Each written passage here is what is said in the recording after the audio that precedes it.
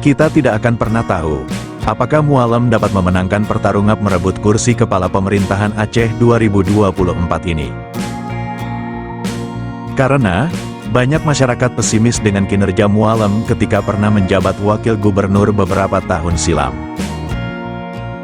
Mualim kala itu berpasangan dengan Doto Zaini Abdullah.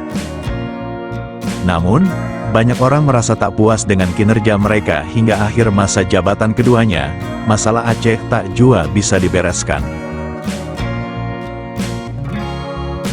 Menurutmu, apa yang mesti diubah oleh Mualim dalam kampanye nanti, misalnya tak lagi menjanjikan sesuatu yang tidak akan pernah mampu ia penuhi? Atau, apa yang harus diubah dalam gaya kepemimpinan Mualim ke depan?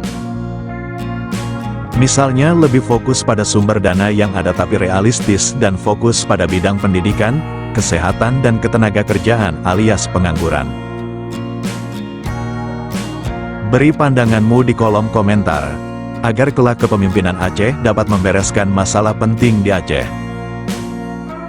Oh ya, satu lagi, mungkin Mualim jangan terlalu banyak membangun hal fisik semata demi proyek yang mengalirkan uang ke pihak dan golongan tertentu semata.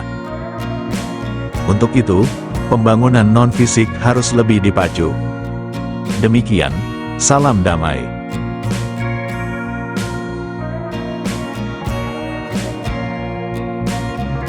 Salam Sandawari.